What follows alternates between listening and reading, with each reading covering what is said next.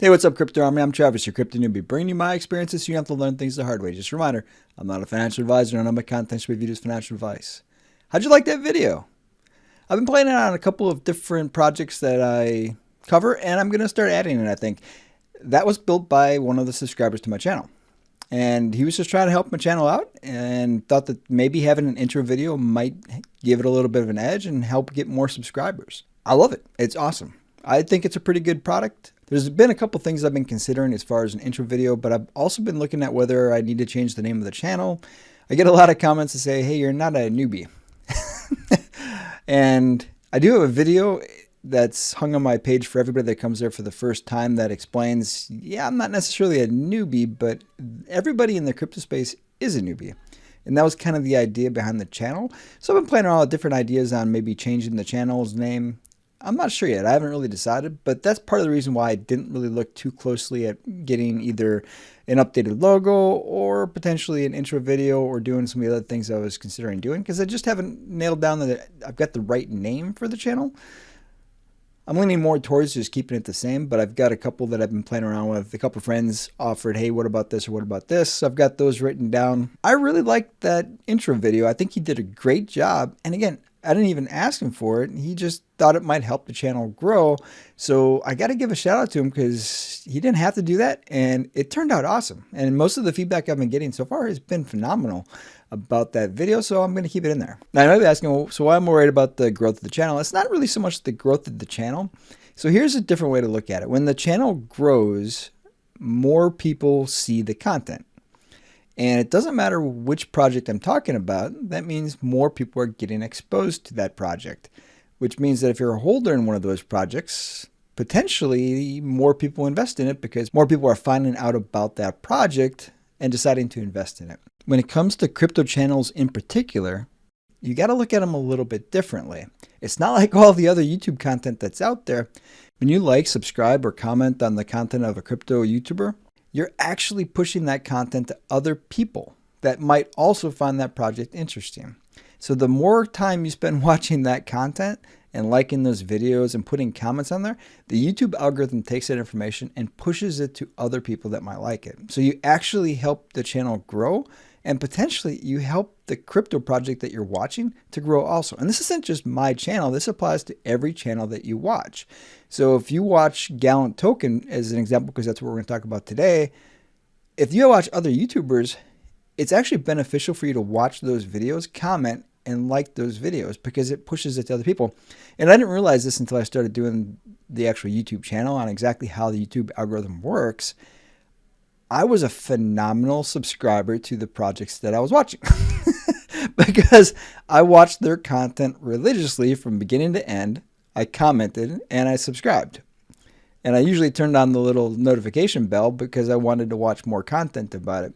So I was a great supporter of the channels. I just didn't realize that. All those channels out there that I happen to subscribe to on my personal account, you're welcome because I helped you grow. And I saw the effects of your growth over the time that I was watching those channels. And I still watch them.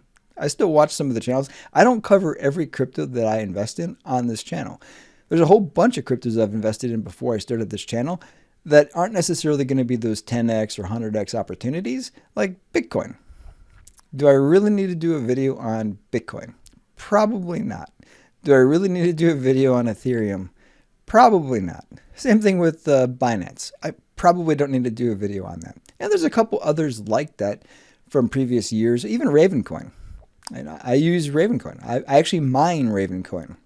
Not so much recently just because I'm using the computer that I would normally mine with to do YouTube content. And it doesn't work to do both. And it's painful to have to turn it on and off every time I want to go do YouTube content. So I haven't been doing a lot of mining with Ravencoin. But that's one way you can help your crypto project grow is whatever YouTubers are covering that project, watch their material, subscribe to their channels, comment, like the videos. All of that helps YouTube to identify other people that might also like it. And the more people that do those things, look at it this way. If it's really popular because it's getting 1,000 or 2,000 likes and the watch time is up there and there's engagement on the videos through comments and different things that are on there, YouTube looks at that as it's a really popular video, and it's going to try to find other people that might like it also, because it helps YouTube. They get a huge chunk of the profits of all the ads that are being watched. It's in their best interest too to try to push your content to other people that might also do the same thing. Just for your awareness on how that works, I know this was a long intro to this video, but it's going to be kind of a short video, so I wanted to take the time to kind of walk through how that works. And I'm doing this on most of the projects, because I know not everybody watches the Gallant token stuff. Some of the people that watch Evergrow Coin might not watch Saitama stuff. The people that watch this Shiba Inu stuff don't necessarily watch anything on the BEP20 side. So I'm going to explain this in each of the videos at least once, and probably periodically just as a refresher. That's how this is different than other stuff that you watch on YouTube. Now, it works the exact same way, don't get me wrong, but if you're invested into a project, you actually help yourself with that investment by doing these things. If you're watching how to fix a car, not so much. But when you're watching investment related information, it helps a lot. So just keep that in mind as you're browsing through YouTube channels and looking at projects. It's in their best interest to watch those videos and comment and like those videos, because it helps push the information out. So what are we going to talk about today for Gallant token? The Gallant token team put together a video sneak peek for sCalling. And this is their YouTube page. So if you want to find it, you can actually go to their YouTube channel and watch it there. They've got a whole bunch of different video content on their channel, so it's not a bad place to go get information. I did let them know that I was going to use this video in today's video, so I don't think they're going to have any problems with me doing that. Now, it's a pretty short video. It's only 35 seconds, so let's go ahead and jump right in.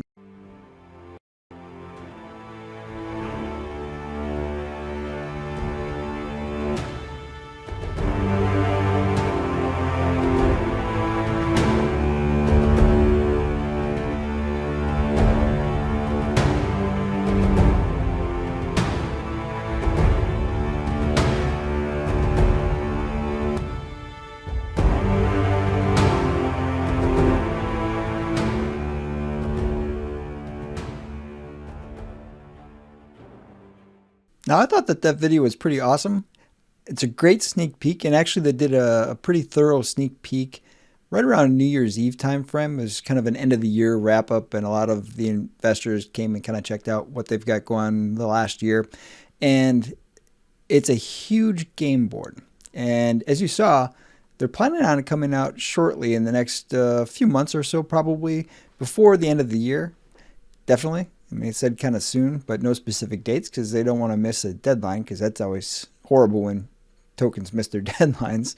Most of the projects have figured that out, especially the more professional teams. They try not to miss deadlines. Now, Gallant token, I've done quite a bit of content on this token already, so I have a playlist for every project that I do. And some of the playlists are short because I don't do more than one video on them, at least I haven't at this point. And others I've done quite a few. Gallant token's one of them I've done more videos on. I'm really bullish on this project. They've already launched a game. Yeah, they have a game that's already launched. It's on the Play Store and it's in the App Store. So you can actually go download it and play it. And they're working on an update to that because it's kind of a tough game. It's really hard to get on the leaderboard, but you can earn Gallant token by going and playing their game and getting on the leaderboard. And it's fun. I've actually played quite a bit of it. I think I might still be on the leaderboard, but there are some really impressive players out there that have some incredibly high scores that I don't think I'll ever get anywhere near to. So I'm eventually going to fall off the leaderboard entirely in a little bit of time. So I'm looking forward to the update, just because they're going to wipe out the leaderboard, and that'll give me a chance to hopefully, depending on how gameplay shifts, be more competitive, because right now it's pretty challenging to get on the leaderboard with those scores that they've got, at least to the top of the leaderboard. I've pretty much given up on ever being #1 because it's a challenging game. But they've already got a game. And their price, and we're going to look at price in a little bit, it's really not reflective of what this project's got coming out. You just saw sCalling. They've also got 2 other games. One of them is going to be an Unreal Engine 5 game. That one's probably going to be towards the end of 22 or early 2023. No specifics on that one other than it's going to be open world, massively online role-playing game. So it's going to be a huge game. Again, NFTs and all that kind of stuff is going to be integrated on the blockchain. At least that's kind of what they've been talking about. Then they got the King's Calling one, and then they've got another NFT fighting game as well. So they've got 3 games in the pipeline. And they've mentioned some other ones also, but no concrete details on those. So this is a gaming studio. They've already released a game, and it's a pretty good game. And they're using Unity for King's Calling, and you just kind of saw what that one's going to look like. I really feel that this project has a lot of potential. That's why I keep covering it. And again, like I said, I'm bullish on this project. They've had some whales sell off recently. So let's go ahead and talk price, since we were just talking about the whales for a second.